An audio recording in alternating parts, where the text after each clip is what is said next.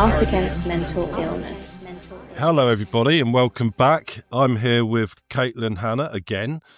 If you want to know more about Caitlin, we did an interview a while back. By this point, I would have reshared it in the feed. And we're going to talk about emotions in art. Caitlin, how are you doing today on this fine, sunshiny Scottish day? Hey, I'm doing good. Yeah, it's a beautiful day. I woke up and I was like, I want to frolic, lie in the grass, Yes. photosynthesize. Did you, I did frolic in the grass? Well, I don't No, know. I had bare feet and I walked around on the dewy grass in the sun this morning. Does that count no. as frolicking? I think that counts, yeah. Yeah, good, good, good. Frolicking has been done, which is probably a good place to start, actually, in a slightly joyous mode, because I think this could go quite the opposite direction. But we've wanted to do this for a while and completely failed quite a lot. So here we are. Woohoo! Ever since we first met a few years ago, I've always seen quite a lot of similarities between our works, and one of the main similarities there is sort of the fairly blatant and obvious inclusion of emotional content, for want of a better term, in both our artworks, although I think probably comes out a little bit more clearly in your stuff than mine. And I wanted to talk about this, and because it poses all sorts of interesting questions for me that I've really struggled to sort of get down my thoughts in a coherent form on this. So I thought, well, it'd be good to talk to someone about it. Yeah. Like therapy on the couch or something. Yeah. I do need to talk to someone about it like that too, but my therapy is my art. So, and that tends to be why the emotional content comes out. So, we're going to talk about it. We're going to talk about our own works, and we're going to talk about other people's works, I hope. So do you agree with the assertion that your works are quite emotionally charged? I think I have to.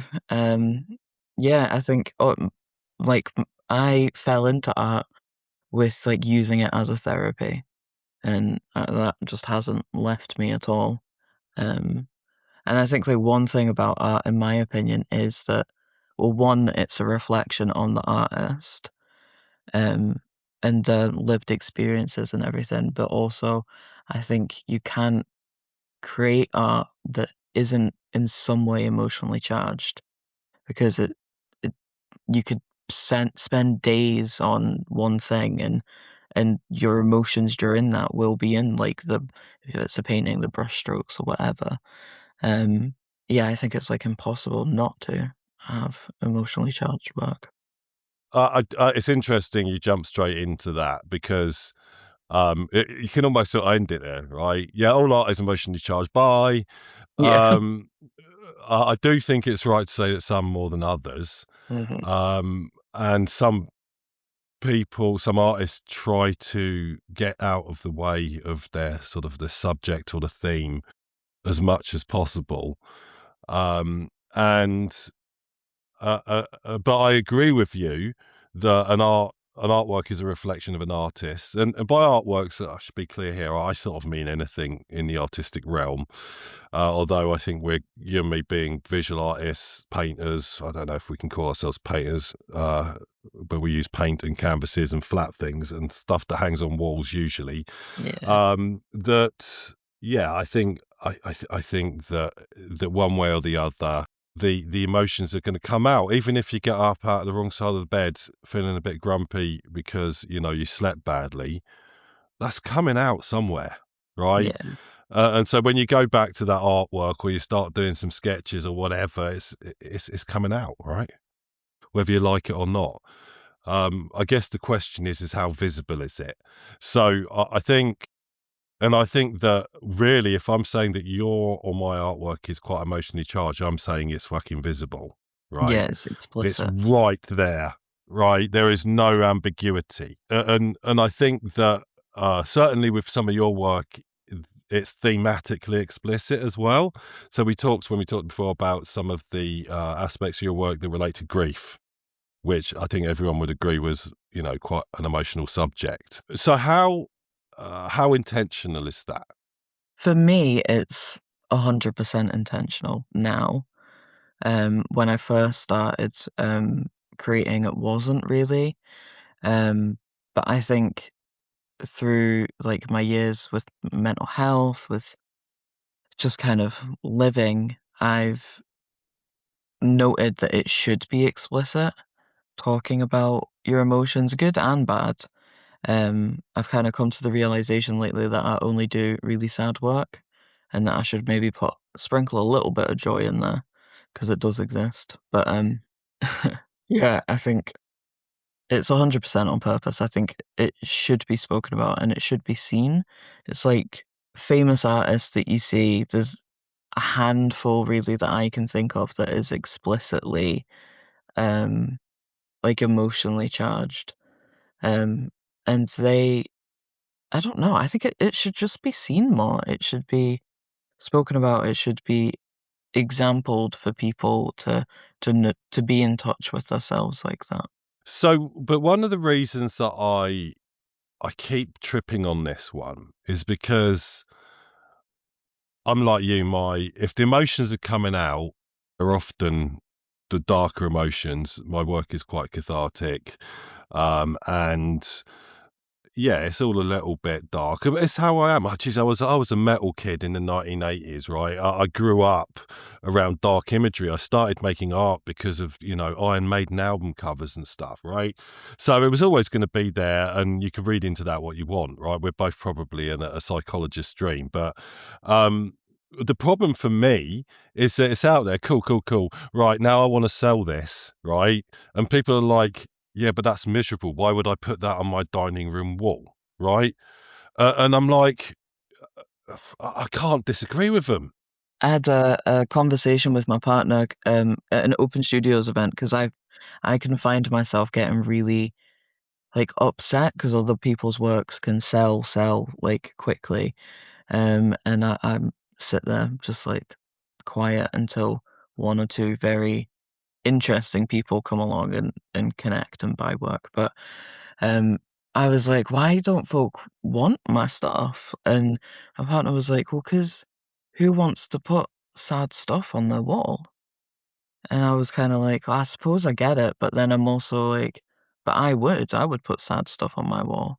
So right, and here we get very quickly into the realm of the artist and the consumer observer, whatever you want to call it. Because what my experience is that people will say, "Oh my God, I love that," right? That's so amazing, and it makes me feel things. And I go, great, great, great. So here's the price tag, and they go, no, no, like no, I can't have that on my wall. I love it, but I don't want it, right? And so it's not a simple case of I don't like it because it's dark. It makes people feel things, and I take a broad brush, excuse the pun, view that any art that makes anyone feel anything is worthy, right? It's job done. But if you want to be commercially in any way viable as an artist, you need to sell things that people want to buy, right? You have to really buy into the artist to want to put something like that on your wall. So the one piece of yours that always really, really got me was the one with your mum's brain scan with the tumor stitched out, right? Again, listeners, the full story on this one is on the interview with Caitlin. That's not just dark content, that's your story. That's something that's wildly um, specific to your particular emotional journey and your life circumstance, right? Mhm. So I don't know, for me that makes it more emotionally relevant because I know you, right? Yeah. And I understand your situation. But then did someone bought that? Someone buy that? Yeah, Have you sold it? someone bought it. I was so surprised by that. Were I you was sad to see it go? a little bit, but um, yeah, I don't know. I think I was a little sad, but then I was also like, my mum would love that, just like her brain scan on some random's wall. So I Yeah. was kind of fine with it. Yeah, yeah, that is kind of wild, isn't it, actually? Yeah, Here's my brain on someone's wall. Uh, yeah, well, that actually, I'm quite into that. That's good, right? Um, but so, but that's very personal, and what happens then to that person that it's on their dining room wall and they have some people around and people are pointing at it going, "Why you got a brain on your wall?" Right? Mm. What are they going to say? That's such a good question. I don't know what I would say. I think I would say something like, "Oh, I found this really cool artist and I love this brain." Yeah. Yeah, I think, but the thing is, for me, this is an important question in terms of the art consumer. Is that I think people buy experiences, not artworks. I think they buy artists. I think they buy memories, right? And so if you go to um, the Scottish coast somewhere, and and you go to an art gallery there with lots of landscape paintings of the seascapes around you, and you think, "Oh, that's that view. We were there earlier on, and I really remember it, and it was amazing. It just looks you've really captured it." And this captures a memory for me. So I want that painting, right? And so it's on your wall and you say, what someone says, "Oh, that's really beautiful. Yeah, yeah, we were there. It was amazing. This was from this artist. I didn't meet them, but we bought it in a gallery. And, me and the wife were there and it was such a beautiful day or holiday, a great time in life. We had the kids with us, something like that." Suddenly you've got something to say about it and you've got that direct connection. And I think that for most people, that's the sort of level of connection they're comfortable with, right? And it's also the sort of conversation that they want to have, right? Because if you're putting a painting up in your wall, then you you by definition expect other people to experience that, right? And then a lot of people would value that conversation. It adds to the overall experience they have about that painting. And I think that people find it very confusing when they see this like giant, miserable looking staring lady which is pretty a common theme in my work. That they're like, "Well, how do I explain that?" But then a couple up the road bought one of those, and I went round their house, like this huge 1 meter by, I think it might have been bigger than a meter square, on each side, this lady just staring, right? And I thought, like, they must have a huge house because, like, if you put that up in any room, it's going to dominate the whole thing. And I Mhm. went round there, and they don't have a huge house. It's a cute little cottage. It's beautiful, right? And their living room, they've got this takes up most of a wall, right? I'm just like, wow, that's quite radical even for me. But so some people do want that. I think that's the point. You've got to find your market, right? Yeah, for sure. I think that's so cool though that, somebody, like, connected so much with that piece of work that they wanted it to dominate a room. Absolutely. And you got the feeling that if we had more wall space, we'd put more up, right? And it's quite lucky that, that I connected with those people, right? Because I can't imagine there's too many people that want that. But these guys have got, they like collecting interesting stuff. So I found, an audience. But the thing is, right, so we talk about this in terms of painters, and that actually there's a certain amount of friction there. But it's not the same for music, right? Like, like music can be really dark and really popular, right? And so if you're sitting there like in your car listening to bloody Adele or something, right? Or Amy Winehouse or Radiohead or Nirvana, right? Like there's no cheerfulness here. None, right? It's either angry or depressed, right? Actually, it's not quite true in the case of Adele, but certainly the others. And it's like, well, you're sitting in the car in there with me, and there's no controversy here, right? You might not like it, but it's not like how would you? Why would you listen to this? Most people are just like, oh, it's just song, just music. So I've never quite understood that it's so much less of a statement to listen to, um, you know, most of Nirvana's back catalogue than it is to like an artist whose work is quite dark. I wonder if, the fact that with music that you can just skip the song or pause it or stop it, I wonder if that has something to do with it, because with visual art, it's there. Unless you physically get up and move it, it will be there. Whereas with like music, with TV or books or whatever, you can stop it from. You can close the book. You can just step away. Yeah, well, it's an interesting concept, isn't it? Because I quite like that as a concept for paintings, right? Because what you're saying is like, oh, I'm not in the mood for this depressing shit today. Give me some happy hardcore or some shit, right? Yeah. Like, oh, I want cheerful music today because it's sunny day and I'm gonna go and get drunk or something, right? But like, but you can't. You once the idea that once that painting goes up there, that's where it belongs, right? Which might be right, but why not? Why would you not just say, right, it's a cheery day today, I'm just going to switch that one out, Mm. right, for this big pink unicorn painting that I got, right? So it's this idea of the permanence of an artwork once you've made that commitment. And also, there is also, how much does it cost me to listen to that song? Yeah. Well, negligible, if anything. I just paid 500 quid for that painting, so I need to make sure I get the maximum worth out of it, right? Yeah, I think at the last open studios that I did, I heard a few people say that they actually well, they're like, oh, we have too much art for our house, so they've started to like rotate the work. Some would go in storage and they would change it up, and I was like, that's so interesting, because you have this feeling of, if you put something like on your wall, or it that's where that lives now. So there is this them and us thing. In fact, we got into that way quicker than I thought we would, right? So let's get back to the us thing again, right? Because do you actually think it helps you to, you know, purge onto a canvas or whatever it is?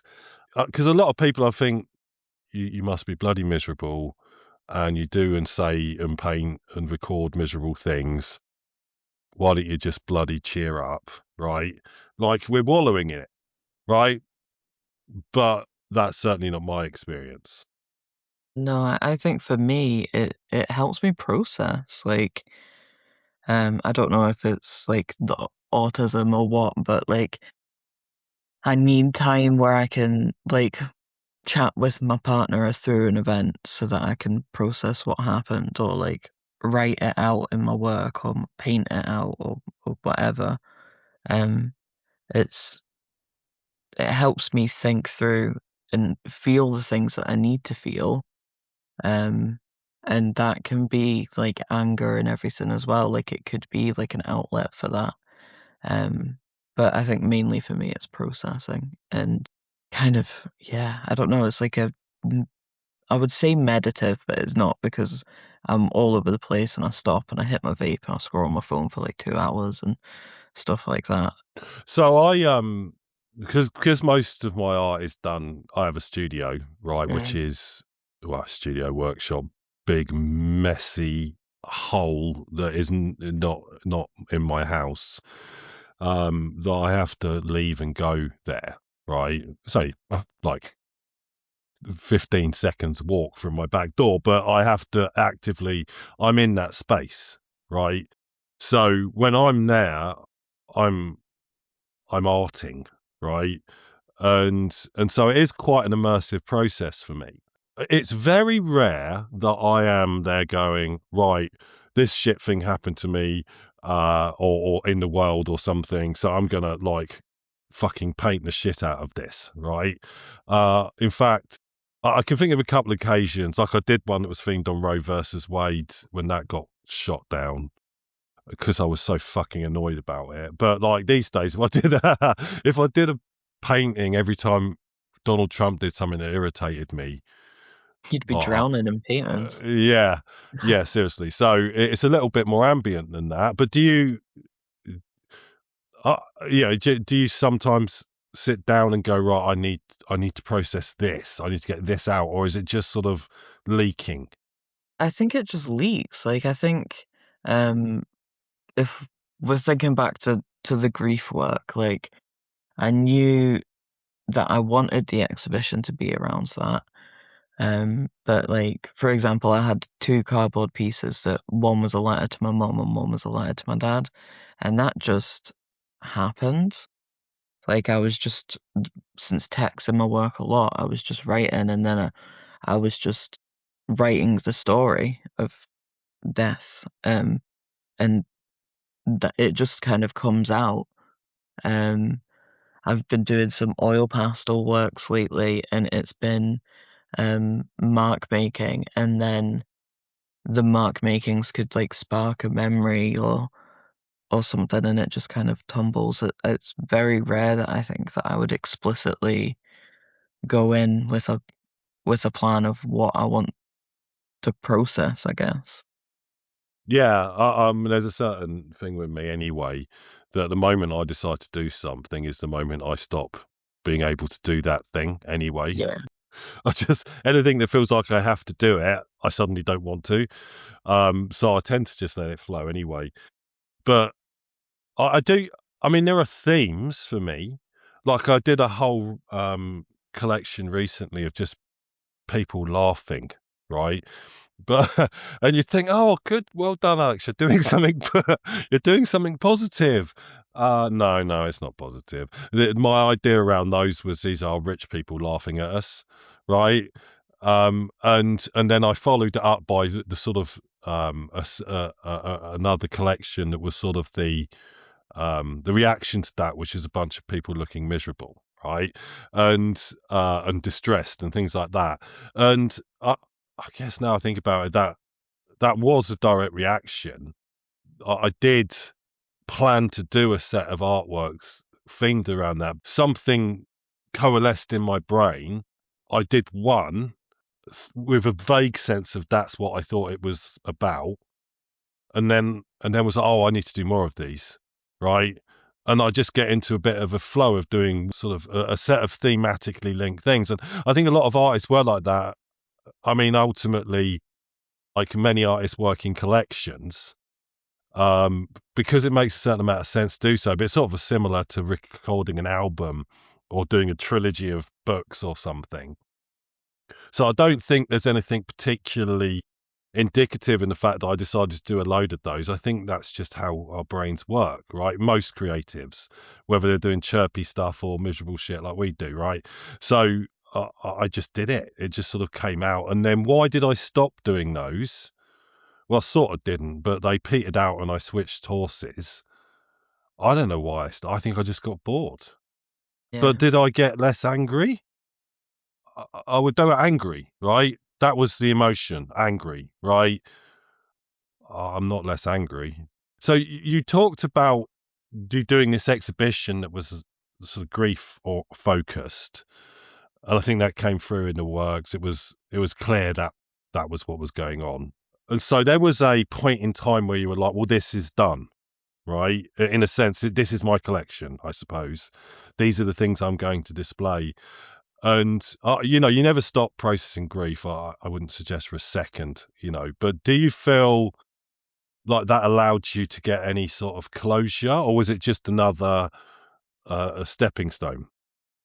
I think it allowed me to see what I was feeling, but I don't I don't think it gave me closure. I think other things that I've started to do is starting to give that for myself, but I think the work for me is like, okay, so I can see that now. I see what that thoughts and emotions actually feel like. It's like a representation. So now that I can see that and I can recognize it rather than it just being this like staticky background noise that encroaches on everything. I think that's really interesting. And it's a subject that I was going to cover almost separately here on sort of using your work as a, what's the word, like a litmus test for your emotional state, right? Which I sort of didn't consider linked to this, but obviously it really is, isn't it? It is that, and so what I mean by that is that, so I'm being autistic, I'm not great at recognizing my own emotional states. My wife will go, "Well, you're a bit, twitchy, tetchy, whatever today," and I'm like, "No, I'm not. How dare you?" I feel perfectly fine. And she goes, "Are you sure?" And I'm like, "Oh shit, no, I'm feeling miserable. I'm horrible. It's a total nightmare." And it's like I didn't notice until someone pointed it out. And that, I think, happens over longer periods. I think I will see things and I will recognize patterns, whereas other people seem to just go, "Oh no, this is bad. I'm depressed," right? And so how I noticed that, partly because people around me are going, "Alex, what the fuck," right? But also, like, you just look at, put my artworks down in chronological order, and I just look at that and go, "Oh yeah, well this is dark. This got bad. This was good. This was really dark. What the fuck happened?" And then you sort of start thinking, "Okay, no, like I can see that. I can see that everywhere." And I really love that and for me, it really turns the thing on its head. Yeah, it doesn't make the artwork more saleable, unfortunately, but it provides a real important tool for me to be able to introspect by getting stuff out. But that only works if I'm getting the stuff out subconsciously, because otherwise it feels forced. It's like, I know what's going on there, right? Yeah, it's not a real kind of experience if it doesn't just come out naturally, I think, because probably totally off topic, but it would be a performance otherwise in my brain. But is that a problem though? No, it's not. I suppose what I'm meaning is that y I don't even know how to, like, word it. Something like people let out what they want other people to see. It's, like, filtered. Yeah. Um, it's not just, like, raw, messy humanness. It's, like, I will show you what I want to. So I suppose what I was saying is the performance is filtered, if that makes sense. So there's two aspects. It does, like, a lot, right? So there's two aspects I see here. One of them is I am a performing artist who wrote this really depressing song. Taylor Swift, I've no doubt, has written some real corkers, right? But then is up in front of an audience of 80,000 people, like bathing in adulation, right? I can't imagine at that moment she's going, "Oh, I'm back in that dark place," right? But she's still performing it, right? So there's that side of it, the disconnection between the work itself and that artist's ongoing, psychological and emotional journey. But there's also what you're saying is that and this is an aspect I think is very salient to autistic people, that that people, for want of a better word, neurotypical people who may be more guarded and may have more of a filter and um and are much more fluid in their interpretations and performances of social airs and graces, will be holding stuff back, right? So we're having a dinner party. I was just having an argument about the Brussels sprouts with my fucking husband, and we're just about to get divorced over it. I walk into the dining room and you wouldn't notice, right? Well, let's be clear, that does not happen. I cannot switch my emotions back and forth, but some people can. So in that respect, you're saying, that's the performance, right? And it's arguable that, that person I described, I'm not saying it's a particularly normal situation, but we do know people who can switch it on and off, right? It seems unlikely to me that that person is going to produce art like we produce, right? Mhm. I think that one of the reasons we do it is because we can't keep it in, right? I simply can't lock out my emotional state, right? You will see it if I'm not well, and this is the same. People just meet me on the street, don't even know me that well. I get the vibe from them looking at me like, "You look like you're about to fucking like lose your shit," right? And I'm like, "I didn't notice. It's just the face, right? Just my face doing what my face does." But Just they look like know. that. Yeah, yeah, like resting bitch face or whatever. But like they know, like people can tell, and because I can't shield my emotions, right? I can't hold it back. I'm incapable. And I think that's part of the process for me. I think because I'm not really allowed to in normal social situations, it leaks out, but it's a lot of energy for me to maintain any sort of facade. Whereas then I go and be on my own with some materials, and that's it's coming out. So for me, it is a catharsis, it's cleansing, it's holding in a sneeze, right? You know what I mean? The sneeze is coming, right? It's just got to wait until I get into my workshop. So, right. Where the fuck are we with this? Because I We've don't know. just like The thing is, I knew this would happen because like there's so many different aspects to this. And so I talk about needing to talk to someone about it, right? To try and clarify things, but this isn't clarifying things for me at all. We keep on finding new stuff. no. Um, yeah, which is great. It's nice, but now I don't know where the fuck to go. Well, I Right. went to London recently and I saw Tracy Emin's A Second Life exhibition. There's a good And place to go. yeah. So what is that, right? So I delve in and out. Tracy Emin. It's not. Her work does resonate quite emotionally with me, but I don't particularly like it. You know what I mean? Yeah. I don't love how it makes me feel, but I love that it makes me feel, right? Um, so, but obviously, when people think of Tracy Emin, they got the messy bed, which I always thought was, I still think is iconic, right? I Yeah, think it's one of the most massively. important pieces of art of all time ever. Again, don't really need to experience it, but I massively respect what it represents, and various others are bits and pieces. I always think she's brilliant. But so what is this? What's she doing now? She's so this A Second Life exhibition, she's gone through, I think, a period of illness. I can't remember exactly what it is, but she's got a stoma and stuff now. So What's she's that? kind a stoma, um it's like, what is it? It's when your bowel basically gets they make a new opening on your stomach. I think. Great. Yeah. That's not good. Well, I that's think I not don't know good. if it's Crohn's that she has, like a All bowel right. Okay. disease, or I'm not sure, but so kind of the premise of the exhibition was that um, some part of her has died, and now she's gonna live her second life, and she did a death mask and everything, which was quite cool. Like, it was quite cool to see that. Um, I don't know. Well, 40 years of her work, like um, stuff that she did when she was at uni and onwards, um, like that, I don't know, journey of hers, and then kind of the conclusion of that that part of me is dead. I'm starting again.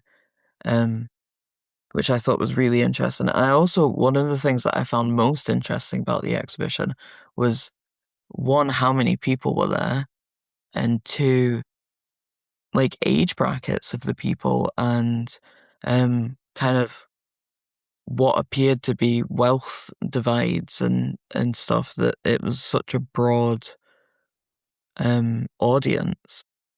It really reminds me of the resurgence that Lily Allen's had. That really Mm, surprised me because again, not really my thing. I've always had quite a lot of respect for her, you know, and what she does, but she sort of disappeared in my mind. Probably she didn't, but she sort of did. And then she yeah, comes back, and everyone's suddenly you've got like Taylor Swift, Olivia Rodrigo, you know, all the girl starlets, like professing absolute worship for her, like, as well as obviously the people that were around, nearer my age, who would, were there first time around, and the amount of influence she had. And I found that really, really heartening, actually. And that's, again, in terms of catharsis and stuff, her last album, I only listened to bits of it, but was quite the emotional deconstruction from what I can gather. It feels a sort of a similar journey, although it sounds like Tracy Emin's having a really horrible time. But I guess that Lily Allen was talking about David Harbour being a complete dick, I guess there's an element to which here's a point in time, something has happened, and now I'm going to process that, right? And that's really interesting that Tracy Emin's taking that, here's a sort of shock to my system, quite actually physically. How does that change my outlook? And then how, she's an artist that has always put it all out there, quite literally, right? Mhm. And why change, right? Why change that? That's who she is, right? Whereas I think other people might try and process, and Lily Allen, like, well, I'm just going to say it in actual English words with absolutely no ambiguity. Whereas I think other artists might try and, show that in abstractions from the sort of the actual thing that happened to them. And so how did it make you feel? Um, I think I don't know. I was in awe, honestly. I've always kind of admired Tracy Emin and connected with her work, so I was just kind of like, I can't believe I'm actually seeing her work in person, seeing work that um I wrote about in my dissertation and stuff like that. But You it wrote felt about in your dissertation. What was your dissertation? my dissertation was art and text. What was it? It was something like um text and art. Is it like necessary? Does it help? Thing. Right. So we're not going to do this. Yeah. But I use quite a lot of text in my art too. So this is so a conversation that I want to have. But is that can I read that? Is it online, Yeah, I your can send it to you, dissertation?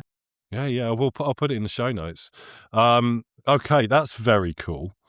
So sorry we digress, but yeah, you're in awe of Tracy Emin.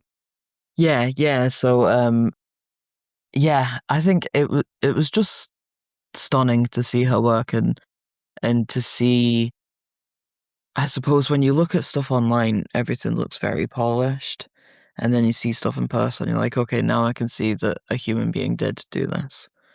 Um, but I think there was points in the exhibition that I felt very, like, I don't know, seen, connected, um, from kind of messages that she was putting across.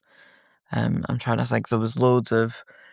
There was a few neon lights things that were purposely placed by other artworks, and it told a connecting story. And yeah, I think it was just like a journey that you could go along with because it was so like this is where it started, and then it felt like there was different rooms in the exhibition, and it felt like the different rooms had different themes. Like this was abortion, this was rape, this was um grief, this was well, there was literally a corridor that was just pictures of her stoma. Like, so this is my stoma, and then that kind of took you into the death mask rebirth room, which was also just like I've gone through this journey. This exhibition has physically made me walk through like this part, these different aspects of her life to then come into like her second one, her second life. And it made me personally think about kind of how we move through life, how we like things happen, we have defining moments, defining events. And then at some point, and a switch can flick, and then you can move into a new chapter, but you don't leave behind everything that you've done. So like the rest of her exhibition was still there, still very prominent. You still think about it, but you're I don't know, continuing, I guess.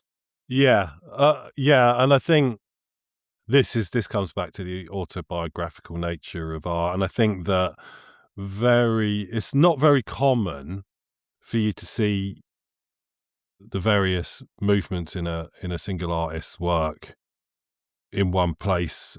I mean, you'll see it in a book, presumably, but I always find that the artists are a bit like musicians. Like when I've recorded a new album, we want to play that, right?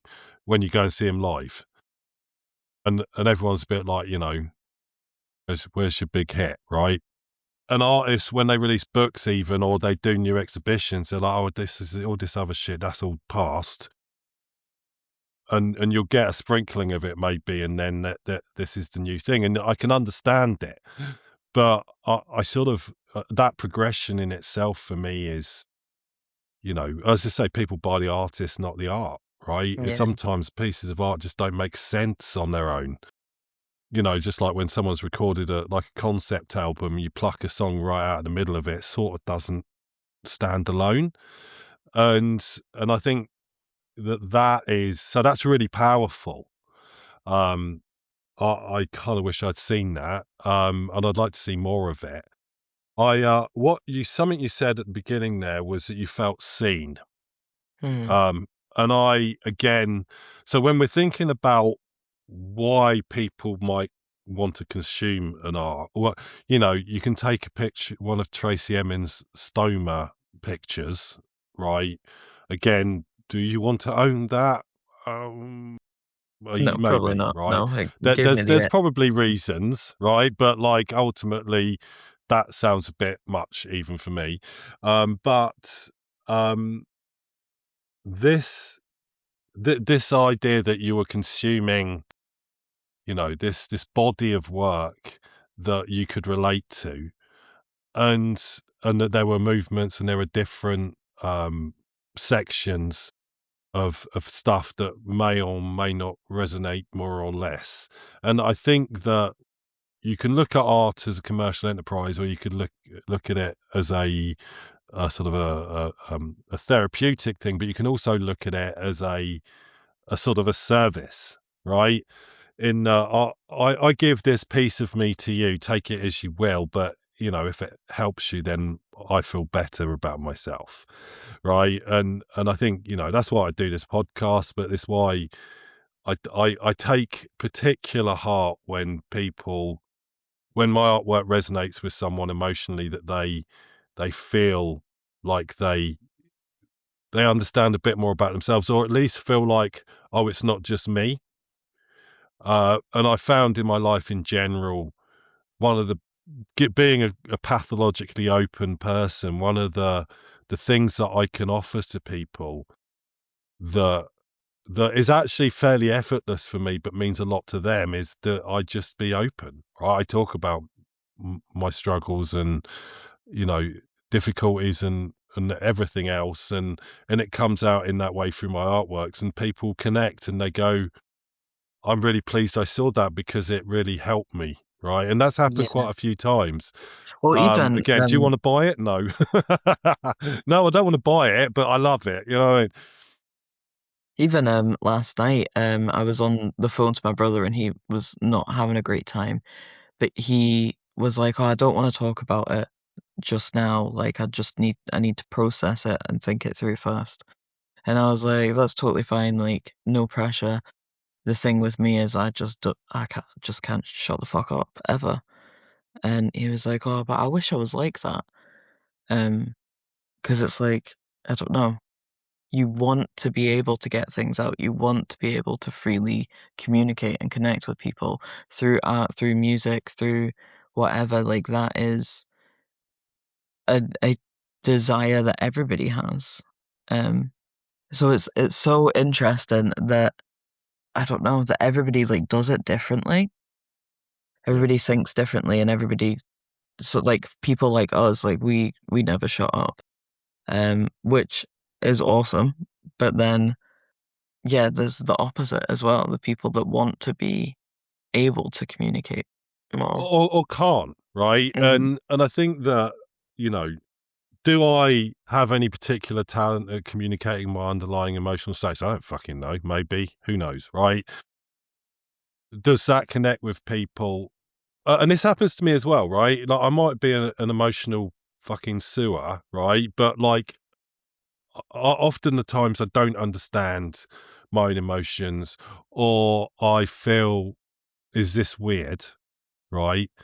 And so when I experience something, it happens with music a lot, that something comes out and I'm like, oh, what the fuck was that, right?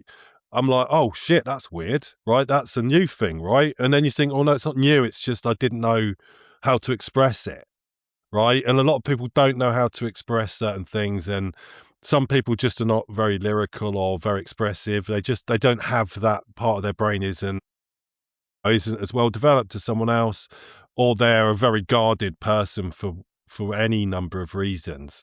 And I think a lot of people really, appreciate that someone has said that. You know what I mean? And someone has expressed that, and it helped them express. And people can get quite emotional because I think you get into floodgates territory there when someone hasn't been able to process something because they didn't understand it, or they felt they couldn't or shouldn't express something, to see someone else express it, and then like, oh, this is okay, blah, and it all comes out like, and then doesn't stop for about 3 weeks, Yeah. and then they get therapy, and then everything happens, and it's like I I, I considered that. I hope that my work can do that for people. I hope if someone breaks down in tears in front of an artwork, I could take it one of two ways. This is either so bad that it made you cry, but more likely that that I've opened up something. And it may think like, well, what it doesn't sound like a good thing someone's crying while stood in front of your artwork, but for me that's probably the greatest reward, right? Yeah, definitely that, like, when that happens, it's just, like, I just feel grateful. I'm just like, "You get it, and you have seen that somebody else gets it too." Yeah, and it's like back to art being an exchange, right? It's a sort of asynchronous remote conversation. And so when you are able to experience someone else experiencing your work, you have connected with them, right? And they have given you something back, right? And that's an exchange conversation, right? That's something really valuable that two people have made. And I can imagine you're talking about Tracy Emin having God stuff, sexual assault or rape or, stuff, bad things, right? Um, I can, for someone to be, because a lot of women just can't, that for one reason or another, they can't express that, right? And there's many reasons why, and no judgment whatsoever. So, but when someone can express that in a way that they can relate to, I mean, that's what art is there for me. That's the most vital aspect, that you are reaching down deep inside someone, expressing something that they themselves would struggle to do so. And for them, that's therapy, that's catharsis, that is helping them grow as a human and to, come to terms with bad things, right? And so yeah, that's us. We're therapists, right? Right there. I Perfect, we wouldn't. solved the issue. Yeah, yeah, done, finished, ticked. Right, Yeah, you're all better now. Yeah, I wouldn't. I don't know. Yeah, I definitely shouldn't be a therapist. Put it that way. I'd be talking. I'd be talking about me the whole time. So tell me about yourself. Oh, by the way, sorry. Can we just like here? I just want to have a quick chat about art. So that's why I'm not a therapist. Okay, right. And so, any other? I made a little list of artists because before this, and I was like thinking about both what uh, artists who I think are very, because we discussed the fact that all art has some emotional component, right? But who are the ones that are really doing it, right? They're out there. We mentioned Tracy Emin. Van Gogh had his moments, right? Um, I'm thinking Frida Kahlo. Um, some of her stuff is eye-watering, and so overtly autobiographical. Francis Bacon, maybe. I can't quite figure out whether his work is supposed to terrify me or whether there's something really dark and cathartic, but his life was pretty messed up. And even stuff like Lucian Freud, I think, has a certain chargedness to it. But I really feel like I'm missing something here because I feel like more of it should have sprung to mind. But I don't know if you got anything else. I think the three key people I think about is Emin, Jenny Holzer, who's completely text-based, Right. and Louise Bourgeois, who kind of tells her Uh, story of her upbringing. yeah. And we're talking about painting very much here, but it's obvious we can talk about, we've mentioned Kurt Cobain and Lily Allen, Amy Winehouse, and a whole bunch of really dark, disturbing death metal that I could talk to you about. But but literature is all over. Oh God, Sylvia Plath. My God, Sylvia Plath. Really sort of terrifies me, like how blatant and raw that stuff is. Also unintelligible, some of it for me, but like, yeah, there's a few poets out there that are quite overt, and Mhm. there's many authors, or I couldn't even, authors, nothing springs to mind, but I don't know why. There's got to be loads Yeah. that are that emotionally charged. But I think, to tell you what, I'll tell you why that is, why I can't think of any, is because I don't read them. I can't live that long inside someone's, because I'm a slow reader. Mhm. So you give me a 300-page book, it's going to take me weeks, right? I just can't live in that world. If it's really dark and really, especially if it's really documentary, I can't do it. I can't. It would destroy me. Although Yeah. I did audio booked Wuthering Heights recently, and Jane Eyre, which are, I mean, Jane Eyre's quite eye-watering, and Wuthering Heights is just like a serial killer book that has no murders in it. Yeah. That's insane. It's like really weird book, like so weird. And then it's like, then people make like movies of it that are like romances. There's no romance in this book. No, This it's book like, is this fucked was up. not a good relationship. This was fucking awful. Why are we Yeah. romanticizing this? Yeah. And then he goes on and tortures her whole family. Like everyone involved, he tortures it, right? Like, I can't make any sense of that. I actually really liked it. I just couldn't make any sense of why other people took away from it what they took away from it. So even then, like, Wuthering Heights is a really good example here, right? Because in many ways, it's an enigmatic book. It's so fucking odd that you can take quite a few things away from it. So some people took away some positivity away from it, right? And that just says everything, doesn't it, really? Like one of the most depicted images in human history is Christ on the cross, right? And people have got that all over the place. They're like, oh, I don't want your dark, sad lady or your brain tumor on my wall, but I've got this guy that's been nailed to some bits of wood, which has got gore and shit and blood everywhere. That's okay. I've got that, and it's in 3D on my wall. You know what I mean? And it's like, I'm not religious, so I'm like, I get why it's there, but wow, that's dark. You know what I Yeah. mean? I saw something that, uh, so I can't remember who the artists were, but there was a bunch of people, a few artists or whatever, that disagreed with how Christ was like on the cross, disagreed with how he was being depicted. They were like, that's not what a body would look like in that position. So they got a body and skinned it, basically, and then crucified it to see how it would actually hang. I was like, this is Okay.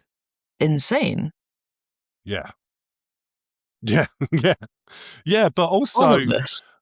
I mean, oh Jesus! So that could, because we talk about emotions. We've been talking about them in a sort of therapeutic, cathartic sense, like these sort of ambient darknesses and real life unpleasant events. But then there is art out there that is made to be extremely shocking by people who are incredibly emotionally unstable or mentally ill or in some way damaged. And some of that stuff, you know, the line between processing and I mean, Tracy Emin does sail close to that line, but there are people that have gone way past it. You know what I mean? And like, I can't. There's that performance artist that was just cut himself all over on stage and was just wallowing his own blood and feces and shit like that, right? Like it. I mean, that stuff. It performs the same function for me, but as I say, there's only so much of that I can take, you know, before I need to curl up into a ball and weep silently to myself for a few hours. Yeah. Oh, there's that robot, isn't there? That it is kind of along the same lines of the guy cutting himself and everything, but it's I don't know.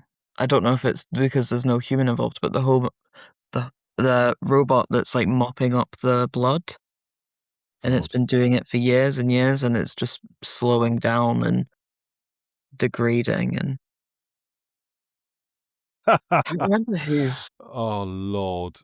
Yeah, well, that's the thing is, you get to a point where things get so radically dark that you end up finding it funny. Like, I mean, that's comically dark, right? Like, and then like something like the short story I have no mouth, I must scream, right? Who is that? God, the science fiction writer of note. He just used to write. He was a science fiction agent provocateur in the 1960s. His name will come to me in a minute. But that's like comically dark, right? It's so bleak. It's about AI. It's about an AI that tortures the last few living humans, psychologically tortures them forever. And yeah, but you kind of get through it and think that was kind of funny because it was just so ridiculously bleak. Um, and I think there's a certain amount of that, and that's where things get a little bit sad for me. You know what I mean? You start pushing limits when someone is so damaged, or they do something so ridiculously bleak that you sort of negate the point. It becomes a bit sad or comical.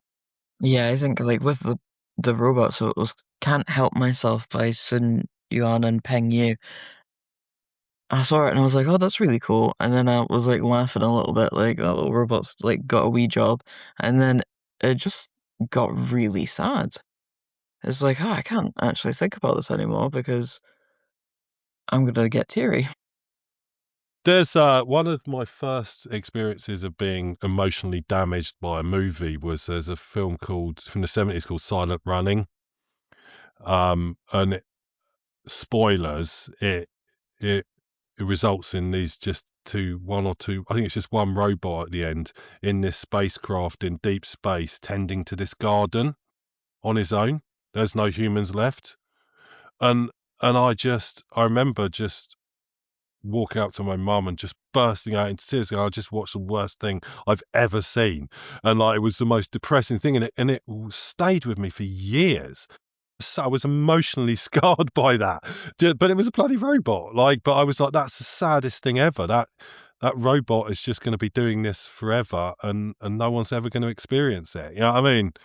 So sad. Artists where there is almost no emotional content. What I've got there is like Mondrian. Like I feel absolutely nothing when I see a Mondrian, like nothing. Like, and it's almost made to be completely dry. And there's artists like Sol DeWitt, the whole minimalist movement, fucking pile of bricks. The pile Yeah. of bricks. I mean, like, I respect what it represents, but it does nothing. I feel nothing. It's not true because I'm getting irritated by it, right? I actually do. You can't escape it because I'm like, it annoys me a little bit. I'm like, I don't care. It's fine. It's good. I understand it, but I just don't care. But I sort of don't care emotionally, right? And so even that is doing its job. It's making me process emotionally, which is probably where we end up with this, right? That Yeah. you can't even if you try and expunge the emotional content from your work, it's gonna elicit something from someone. Yeah, you can't not have a reaction to something, I think. Well, the worst thing for an artist is that you're ignored, right? Here's a gallery, and that literally everyone doesn't notice a work of art. You know what I mean? They just simply walk past it like it's not there. It's that uninteresting. And therefore, you have to elicit some emotion if you ever want anyone ever to pay any attention at all. And I presume if you've presented your artwork, that you expect some people to pay some attention to it. I mean, us artists are not known for being, you know, wanting to not be seen, right? So yeah, you can't avoid that. Just keep making your art, hoping that people cry when they see it, or laugh, or get angry, or whatever. Right, I'm going to wrap it up there. Thank you for your time. You Thank got you for having anything me. on you want to? It's always a pleasure, and we'll do it again. You got anything on that people should be Yes, paying everybody attention should to? come to my open studios. It is when is it? I should know this off the top of my head. May 23rd and 24th at the Perth Creative Exchange on Stormont Street. And you can come see my sad art and hopefully Is it cry. have you themed this one again, or is it just stuff? No, it's just stuff. I've got stuff from the Grief exhibition up. They're just kind of permanently living on the walls now. And I've kind of been starting a new collection that I still can't figure out what it's actually about. I'm still processing that, I think. Well, there you go, right? And so at some point you're going to look back on it and go, "Oh, that was what was going on there." Mm-hmm. And by that point, you will have moved on to something else. Okay. Yeah, it's been wonderful, marvelous. Enjoy the sunshine, and I'll see you again soon. Yeah, cool. You too. Art Against Mental Illness.